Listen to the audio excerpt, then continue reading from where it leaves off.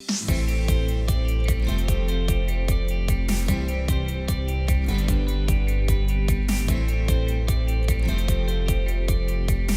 Felice, welcome today. It's so good to have you with us today. As we start out, kind of tell us a little bit about your story. Oh, thanks for having me. It's truly an honor to be here. Well, to keep it short, my mother died of HIV when I was 12 years old, right? I literally saw her dying in front of me, even though at the time I didn't know that would be the last time I saw my mother. Mhm. I never knew my real dad, never even saw a picture of him, but I had a stepfather. The same week that my mother died, he goes to Haiti. About a month or two later, I'm told that he's murdered in Haiti by his ex-wife. Several months after that, the last living blood relative that I knew was my granduncle, and he dies of diabetes. So within a year, I lost all the relatives that I knew, Wow. and that was by age 13. I'm now 36. I just celebrated my 36th birthday on the 8th of June, and to this day, I still don't know any blood relatives. Now, the reason I like to tell people that story is because as a marriage communication coach, I didn't just choose this area. God kind of chose it for me because not having that family, not having that, immediate family or anyone to resemble me or anything, it made me really, really obsessively care about relationships. So from that point on, I was on a journey to form relationships because any relationship I would form in any kind would represent a family that I would never have. And the most important relationship I would form would be between me and my future wife. So imagine a teenage boy looking to date, saying, "Hey, I'm looking for a wife." Like, you don't get into many relationships. Let's say that, right? So after studying it for so long, I realized that the number one problem that relationships had was poor communication, Yeah. right? So I would interview people who's been married 20, 30, 40 years. They're a lot more common back then. I would talk Right. to people that broke up. I would have questionnaires, I would have surveys, I would do panel discussions, all that for the purpose of trying to figure out how to have a successful relationship and what made relationships fail. And now I take all that and I kind of teach that to couples. Ironically, God wasn't finished with me, right? Because even though I had all that data and all that information, 8 months after I finally meet my wife, or 8 months after I'm married, rather, Uh-huh. my wife and I are separated for 4 years. Not separated by divorce, but she was sent to her country because her visa expired. And for the next 4 years, our marriage consisted of just communication. During that time, we only saw each other maybe 3 times physically. Wow. So we would communicate through Facebook, through Messenger, through Skype. Sure. I like to joke that a couple of times I would even tie a note to a pigeon's leg and fly it to her. Anything we had to do to communicate. So through 4 years, praise God. Now the things that got us through that and the things that I've observed for the last 20 years or so is kind of what I teach people to help them solve the number one problem I realize in relationships, which is poor communication. I so agree. Yeah, your story's amazing. The losses you had early in life are just overwhelming when I think about it. Just important person after important person. Yeah. And then, so when you were first starting dating and telling everyone you were looking for a wife, how many women did you run away before you found? it Yeah. was I didn't have many girlfriends, ironically growing up. Let's just say that I didn't have many girlfriends at all. I was never looking for a girlfriend. I was saying, hey, I'm looking for a wife to have Yeah. 6 babies. That's probably not a strong line, Let's you scare some know. women away, right? Yeah. Yeah, I needed to repopulate the Matthew bloodline, so I wasn't trying to That's waste kind any of what the time. focus was, exactly. Right. That's good. So you guys met. Tell us how you met and a little bit about that relationship to where you guys are today. We actually met online. There was a music sharing software that's I don't think no longer runs. It was called BearShare. Some people call it Shariza, Uh huh. and it was a legal way to download music and to chat at the Yeah. same time. And when you download music, it shows a history of the music you downloaded, and it also shows other people who downloaded the music. So I would download the music, and I'll listen to it while I'm doing something, maybe homework or something like that. And Yeah. then I realized every time I download like certain music to add to my playlist that she would download the same songs. Like she kept coming up, and I was like, man, we got a lot of the same taste in music. So that's how the chat began. We started chatting online, and then we started texting on the phone, and then we didn't even talk verbally on the phone for for at least a month. I think we just Wow. text, and then we started talking on the phone, and then since then it's been pretty effortless. That's pretty amazing. Yeah, it's interesting when you talked about that you guys connected through music because I know how music can connect us, and that you guys were able to that God used that to draw you to her and to seek her out. That's pretty cool. Absolutely. So you've been married 10 years now, Yes, sir. and let's talk a little bit about what you do in the ministry. You talk a lot about unity. So how do you define that in a marriage? Well, I define unity. Well, if I'm gonna give you the theological view, I define unity as two individuals who have an ongoing relationship with Christ first, Hmm. right? And God is the glue, God is the GPS, God is what binds you together. The ongoing relationship with Christ is definitely the central part of being in union with each other, Yeah. right? That's the theological view that I grounded on. But I think it starts a little too high sometimes when people are asking me, certain questions. So I like to say this, and this is really the heart of my ministry, Mark 10:8, so that you are no longer two, but one flesh. And I think that's the key. I think unity comes from that verse, being in oneness in mind and in feelings and expectations. That oneness is so key. And that's how I would like to define unity. Well, that's how I tend to define unity over the years. Yeah, I love that because I think it is. It's encompasses so much. I think when you apply it over a marriage relationship, and so I think one question probably is why is it important in marriage? But then the opposite of that, well, what if you don't have unity in a marriage? The lack of unity, when we think of unity, we think of teamwork, right? We think of companionship, we think of support, we think of partners. When you think of lack of unity, then it would be the opposite of that, right? You would be, chaos. It'll lead to arguments. It would be no support. It would be no a community of ideas and thoughts coming together to form this vision. And the number one problem that I've realized is a lack of unity. Ironically, the lack of communication would be arguments that are formed in a relationship, and a power struggle, a selfishness with a sense of righteousness, Yeah. if that No. makes Yeah. sense. Yeah. Because then I'm right and you're wrong. Right. Basically, is that how that comes out?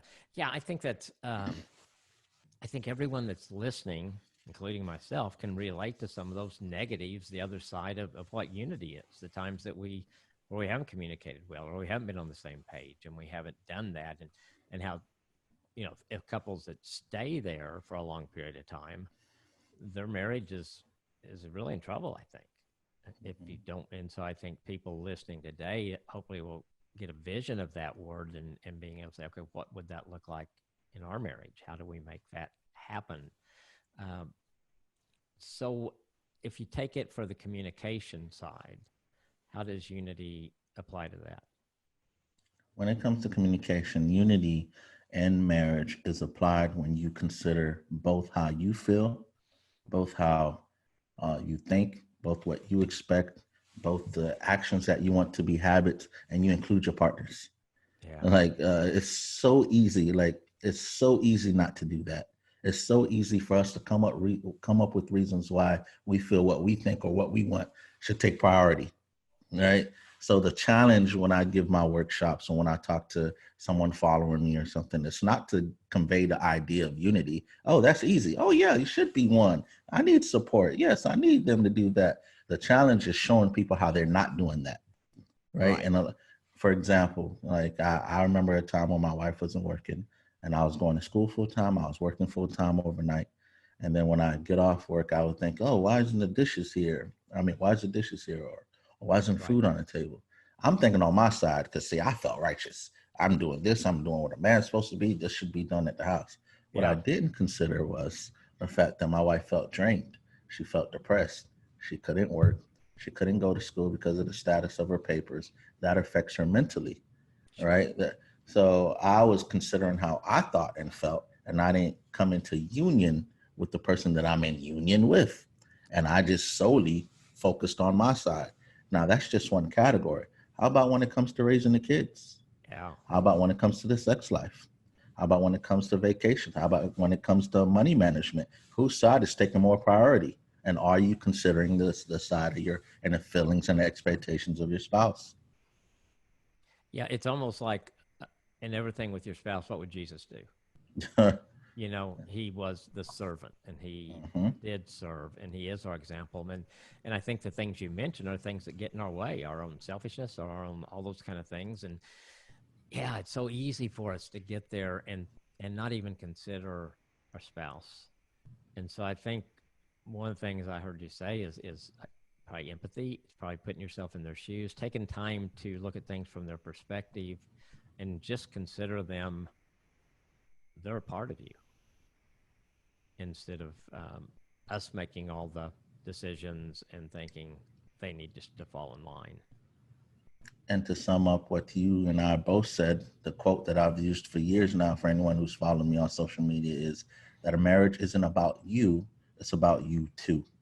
I love that. Exactly. And that, and I think, and you know that too, selfishness is something I think we all struggle with. I think it's probably the biggest problem, but, and I think it ties into communication as you see it, but it's the biggest problem in just people. I mean, we see it all the time, how our own selfishness, and certainly when you apply that to a marriage, it's supposed to mirror God's relationship with the church. And this doesn't work. It just doesn't work. Hmm. It's So, what kind of questions can couples ask themselves if they're trying to figure out whether they've got unity and communication in their marriage? So they're listening today, they think, man, that sounds good. We need to do that. How do we decide? How do we figure out where we are? Well, I'd say pick one topic. You know, a marriage involves many topics, right? Many categories. You have sex, you have finances, you have raising the kids, you have where you take vacations, you have household chores, you have careers. There's so many topics. So I would say start Yes. with one topic. All right. Let's pick a tough one, sex. Now ask yourself, okay, how do I feel sex should be in my marriage? You know, when it comes to frequency, when it comes to approach, when it comes to your fantasies, whatever. How do you feel it should go? Okay, cool. Now you have the right to biblically feel and align yourself with how you think it should go. Okay, great. Now consider how your spouse feels about that. Now, once you do that, I want you to really think about the state of that category, which is sex, and find out, ask yourself which definition, which expectation, or which fantasy is primarily being focused on. Hmm. If you are primarily focused on how you think that category should go, and without the consideration of how your spouse thinks it should go, then you are being selfish and you are not, aligning yourself with unity in marriage. And you just apply that method to every category. Yeah, that makes so much sense. And I think probably sex is one of the harder things couples seem to have to talk about. Mhm. And maybe that's why. Maybe it is because we approach it, maybe especially I think as men, sometimes we approach it like, I don't know, this is all right or whatever. We're trying to, and not really considering our wives. And I think when we consider our wives in that conversation, I think it improves your sex life. I think it just because she's seeing us care about more than her body and how Yeah. she thinks and feels about things. Right. And now you and I both know the word presupposition, Yes. right? Where we presuppose an idea or an assumption and we base our actions around that. Well, our presuppositions tend to be focused on ourselves. Right. Right. Yep. Right. So I'm sure you often heard that a wife, when it comes to sex, is like a light switch that you have to dial up, Yeah. right? You Yeah. have to romance, and a man is just like a light switch that you just flick on. And they're All right. bright and shiny. Exactly. Now, what do men tend to do a lot? We think that because we're in the mood, bam, it's time to go. We Yeah. don't think about how we've talked to our wives throughout the day. Did we help her with chores? Did we help her with the kids? Did we romance? Did we send her flowers? Are we critical of her when we speak to her? Yeah. We don't think of all these things affecting our wife because we start from the presupposition, our assumption, our ideas, our feelings, us, without the person that we're in union with. Like this verse being one flesh goes so deep and it's so practical. I'm just amazed by it every time I talk about it. That's so good. That's so good. I'm amazed to you really didn't grow up with a real role model of marriage, No, I and and didn't. and Uh, God's s- given you so much passion and gifts and wisdom in this area. well, I thank you for that. I didn't have a real role model for marriage until I met my father-in-law. Yeah. He's been married for as long as I've been alive. He's a man of God. He's actually a pastor, and he's the one that led me to Christ. Wow. It just I love your story just because I mean there's another point where God acted in your life, how he, Absolutely.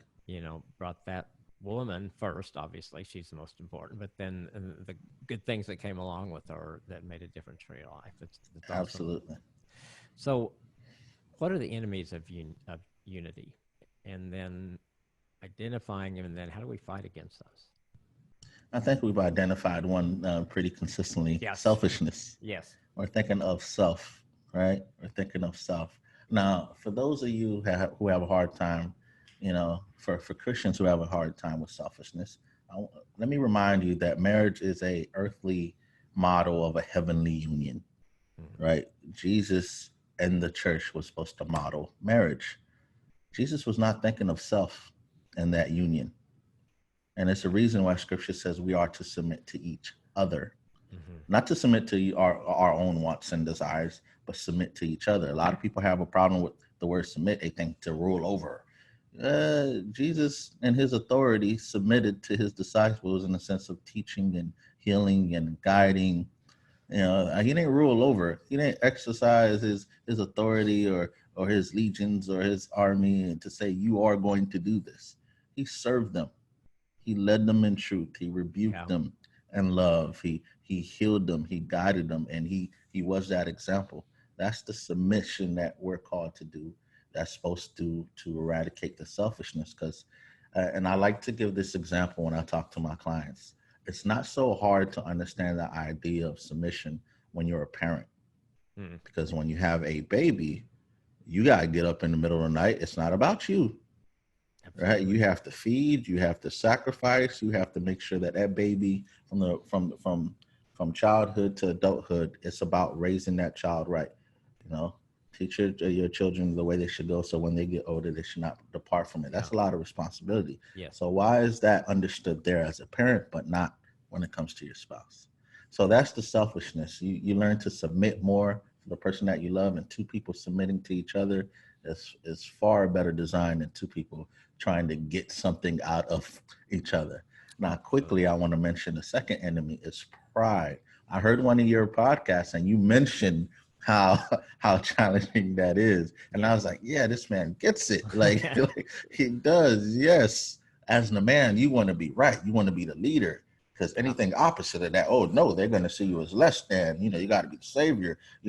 I'm not ever. I'm not always right, but I'm rarely wrong. Like that, Yes. Yes. that's the mentality and pride. I have seen pride kill more relationships than death has. Mhm. Right? It is like you said it yourself. Like there's nothing wrong with being wrong. Right. Right? And that wrongness, you learn how to be more right for future situations. There's nothing wrong with saying I don't know. There's nothing wrong with saying I messed up. In fact, it's in that you learn how to be better. Right? So pride is definitely something that we have to fight against, because for some reason pride is seen as a weakness, and pride is seen as a like your entire being sucks versus just that area that you need to work on. So you definitely work on accepting, you know what, I messed up. How can I do better? Yeah. And how hard it is to get those words out of our mouths sometimes. Yes. It just, but I think once, because I struggled with it a lot earlier. And once I was able to, and not that I still can't fall back into bad habits, but it's very freeing to be able to do that.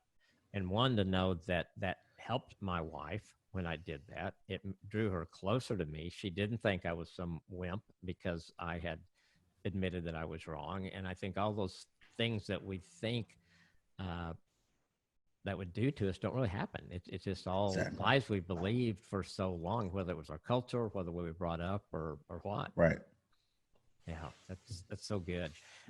So if couples listening today, they're not really unified in communication, How do they get there? What's their first steps to get Well, the there? first steps is the same. It's similar to the same method that I told you about. But let me expound on that. If I were to give, you know, steps, it's similar to how you're going to school to learn a subject. They give you one layer in one grade, and then the second grade they give you another layer, and the third grade they give you another layer. Imagine being a kindergarten learning math and learning, you know, the same math they teach you in college. It probably wouldn't work out, Right, right? right. So instead of steps, I like to kind of give layers, Yeah. and here's some layers that you have to consider when it comes to unity in marriage and having proper communication in marriage. First step is understanding, hey, you are flawed. Hmm. You are imperfect. That's where we start. You know, it's hard for people to hear that when they reach out to me, but that's where I start. Yes, I understand your husband or your wife is doing all this. I understand that, and I'm not condoning it and I'm not minimizing it. But let's start with you, Yeah. because a lot of times people add or contribute to the problems that they're in the exact areas that they're complaining of their spouse, and they don't even know it because it's about them. It's not about you, Yes. you know. And I take that concept from Matthew 7, where Jesus says, first judge yourself, right? Take the plank out of your own eye, Right. basically. And the little, you know, funny, I guess, example that I like to give with that is that, you know, check yourself for your boogers, you know, right? I know Yeah. it's crude, but it No, drives the point home. that gets the point. Absolutely. Right. So check yourself for, you know, because when you have a booger in your nose, you're in the mirror and you're checking. Well, your spouse needs to be your mirror. Yeah. The scriptures needs to be your ultimate mirror. A relationship with Christ is another mirror. The counsel of the wise, whoever is wise around you, hopefully God fearing people, is your other mirror, right? You have these mirrors where you see yourself. It starts with you in that sense, right? That's Absolutely. one layer to always keep in mind and always be double checking. One thing that my wife used to love about me, well, she still loves about me, is that every 3 to 6 months, I'll say, hey, what can I do better? How's our relationship? What are you happy with? What are you not happy with? It's like an oil change for your car, you know what I mean? Yeah. Like a Yeah. maintenance check. So that's the first layer. The second layer is, okay, now how do I incorporate what I feel, what I think, and compromise with what my spouse feels and thinks, and then we decide one vision or one Hmm. plan of action for this area. How do I do that? Right? Because a lot of times, like we said earlier, we focus on our side, and Right. how do we get our side? We rarely focus on the other person's side. If we do focus on our spouse side, it's just briefly to get back to our side, Yeah. right? So Just so we can say that's we went there for a little bit, right? exactly. So that's the second layer. How do I combine what I think, feel, expect, desire in this category with my spouses? That's the second area. And the third area is truly shifting what you're getting in a relationship, right? Because we keep forgetting that a relationship is meant to be forgiving, Yeah. right? Yes. So that's the ultimate form, like in my belief, that's the ultimate love is aligned with the ultimate servitude and the relationship. So those are the three layers that will really Mhm. take you far, and as far as developing unity and communication in your marriage.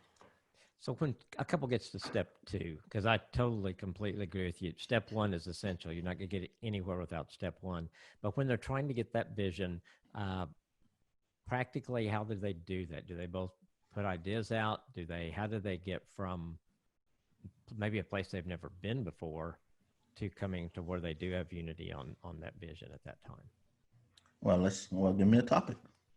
Okay, let's talk about praying together. Okay, praying together. Now we would write that topic down, and we would sit across in a room undistracted, no phones, no social media. We each get a piece of paper and a pencil, and we don't look at each other's papers when we're writing. We'd we'd write everything that comes down in our mind when it comes to praying and how we want praying to be for our marriage.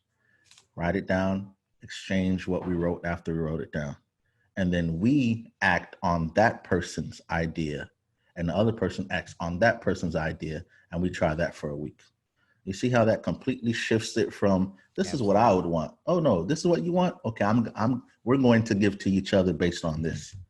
Now from that, some things are going to stick, some things are going to be inconsistent. Sure. I mean, it's foreign to us. This is not how we usually do things. This is not how we usually think about it. Now, those things that end up naturally sticking is the things that you decide, hey, what do you feel about making this more consistent and daily? Because, for example, this person may feel like prayer should be frequently done at this time. And this person may feel like prayer should be frequently done at this time. That's a mismatch. Okay. Well, this person feels like this area, whenever this area happens in our day-to-day life, we pray together. This person, hey, yeah, I think we should pray when this happens in our life too. Yeah. Bam. So now, whenever something like that happens in your marriage, you automatically in union that you should pray about it. And the differences are not so much focused on. Oh, that's so And you good. can use that for every category. Yeah, I love the switching of the papers. That makes all the difference in the world. And I think and sometimes they get their mind right. They can't get their spouse's paper and say and be critical. It's like, okay, when they give me that, with God's help, I'm going to do what's on here if I can. I'm gonna, with God's help, if I can do it, I'll do it. Exactly. And then I just love that because then you're involving God, and He wants to be right in the middle of your marriage. Because probably most of those things, if it wasn't on your list, that wasn't on your mind, and so it's going to be foreign to you, like you said. And so you need God's help to do that. And I think I love the other thing that they're working together on something that maybe they've never worked on before. They've just done it their own way. It's so good. That's the underlying unity. Yeah, People think, so you see that. People think the exercise is the unity. No, it's you coming together to do the exercise is where the union started. That's right. It happened when you sat down in that room and had your pencil and paper in hand. Right. You started that process. It's so good. Okay, so let's get this down to you and Retta. What does it feel like? What's life like when you guys are in unified? And then the other side of that, how do you know when you're not? Well, you would think that as a marriage communication coach that me and my wife talk a lot. It's actually the opposite. We've went through arguments in our marriage. We've went through a lot of misunderstandings, and I'm far from perfect. No one who walks this earth's surface is perfect besides Right. Jesus, right? But no, when you have unity, you talk less because actions are already aligned together. It's like the oneness that Mark 10:8 talks about is really what it is. I don't have to tell my hand to scratch my nose. Right. Oh, my nose needs to be itched, and it does it. Like, for example, when my wife is cleaning, I'm automatically doing something to clean too. That's something that my wife and I have always had when we're dating. People say we acted like married couples, but she'll start doing dishes and I'll start vacuuming or something. Yeah. And we come from groceries, she's putting something away, and I'm either packing the bags or throwing away the bags or throwing away the cartons or something. Like that's like we've talked about what we want or what we desire. Now it's about we're doing it till it becomes subconscious. Yeah. So we don't talk as much as you would think about things. It just happens. Yeah. And it just happens. So when can you think of a time when you guys just weren't unified? Oh yeah, we had 4 years worth of. Oh my God, Jesus! I felt like I was trying to hide in the well, the belly of the well, during that time. Like, oh my God, yes. During those 4 years, man, when you imagine you're married, you've been married over 40 years, right? Yeah. That's amazing. Imagine you're married and your wife and you have an argument. You can go in the living room, you can go, in the guest room. You could go, we had an argument. That was our communication, was our marriage during that time. There's been times where we were arguing and yelling at each other and we would hang up. We would just put the phone down and so hanging up would be like walking out, I guess, Yeah. We didn't want to do that. So during the time where we didn't have it, it was just a lot of misunderstandings. Our heart desired each other, obviously, because during those 4 years, we could have just left each other. Sure. All right. Well, there was no telling she was coming back either. That was an unknown thing, so it was arguments, it was misunderstandings. We desired each other, but we just didn't know how to communicate those desires and how to get our desires met. We didn't know how to bridge the two minds. We didn't know how to bridge the two individuals and completely eradicate the individuality and form this new self. Like it was very challenging. A lot of arguments. Yes, but I think when you say that, it gives everybody that's listening hope, because look where you guys are now and where you were. Absolutely. And so it does give a lot of hope. I think one thing that fights against this, I think, is just the cultural feeling now of me. It's all about me. It's entitlement, things like that. Um, how do we fight that? Oh my God. I don't know how you fight that without developing a relationship with Jesus. Like, I personally don't know. I know I get inbox messages all the time, and a lot of the people that contact me aren't Christian, Mm-hmm. right? Or they're Christian, but they're not exactly biblically sound. So when they ask me questions similar to that, oh, my husband or wife is a narcissist, or he's selfish, or he's prideful, and he's arrogant, and I ask them, well, how's their relationship with Jesus? Are they involved in church? Do they have a council of godly men who holds them accountable? Like when I ask them Yes. questions like that, it goes above their head. But I personally, I got I got a long way to go with, my theological understanding and, and doctrines and stuff like that. But what I firmly believe and do know is that we are born into sin. And Yes. that is, who said it? I think it was, oh, I can't remember who said it. I think it might have been John Calvin, where he said, sin in our being is as evident as the salt in salt water. Mm-hmm.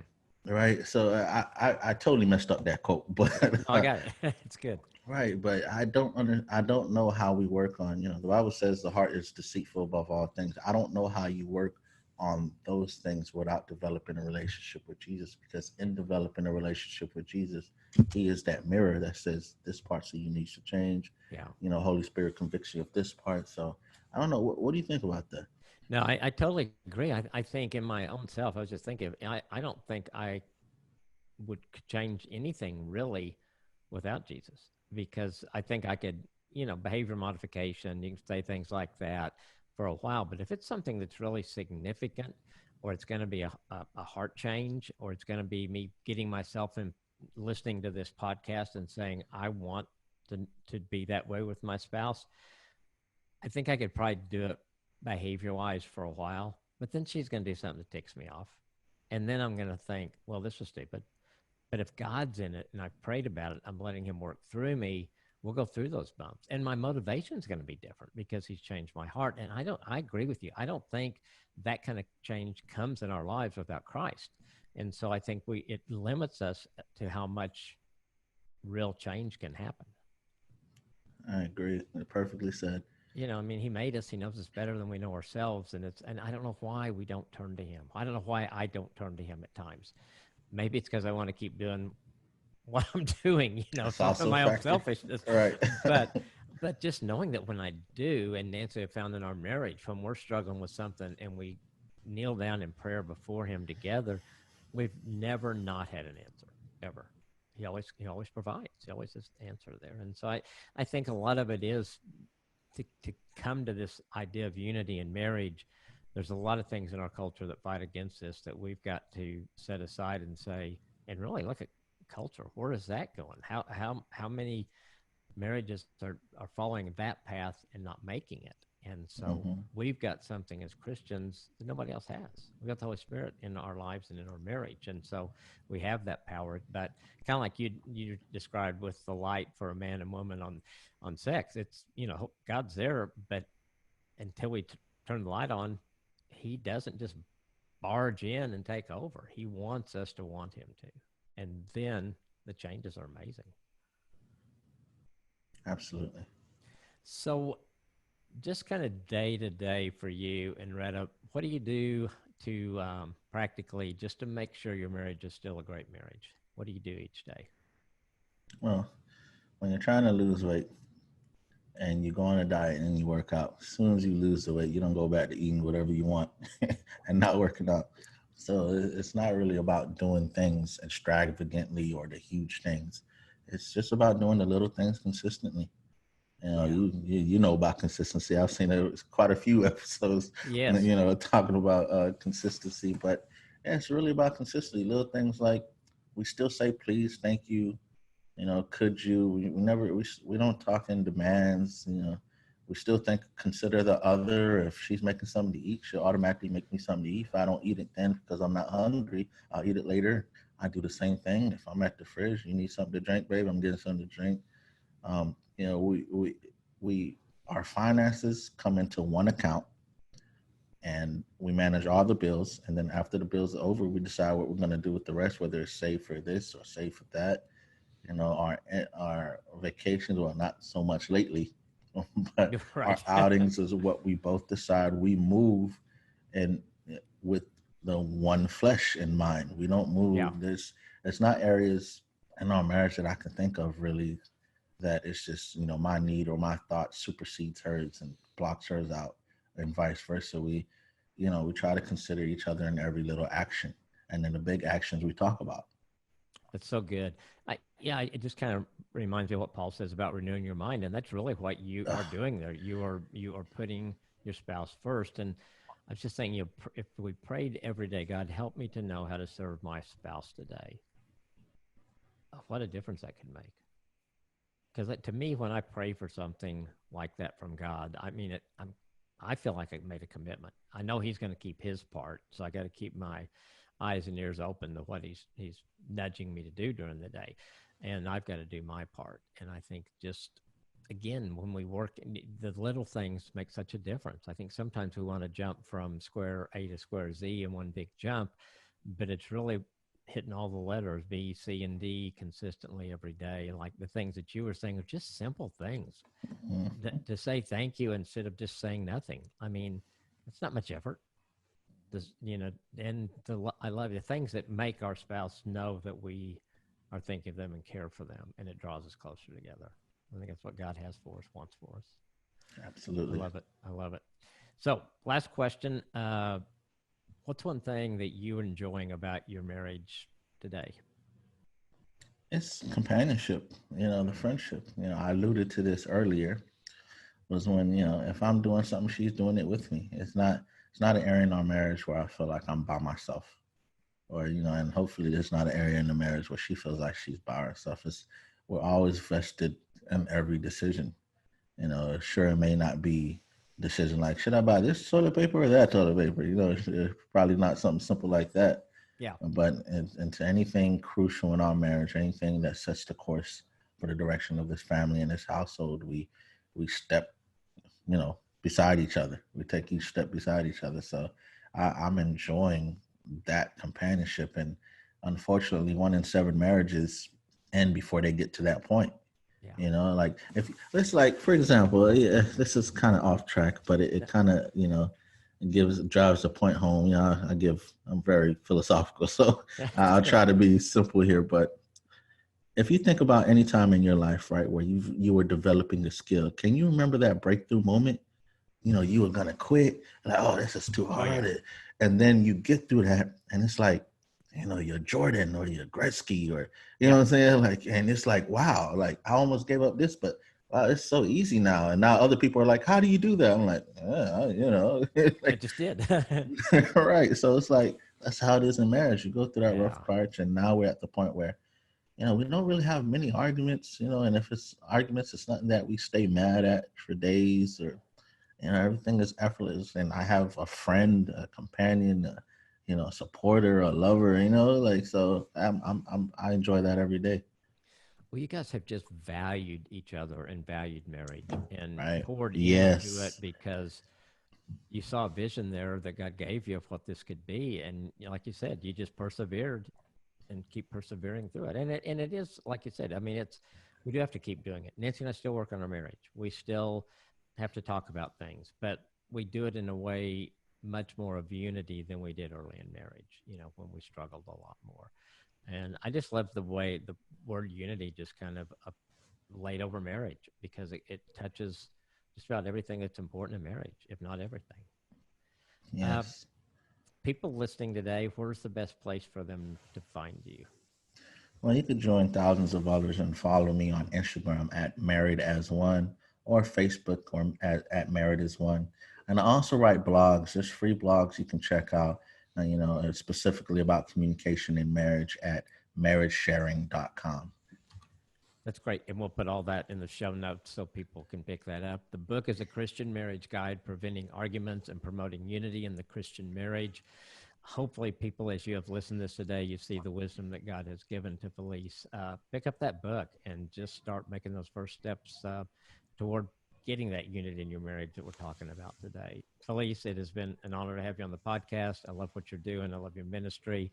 I want us to continue to connect and take some more steps together. Thanks so much for being here.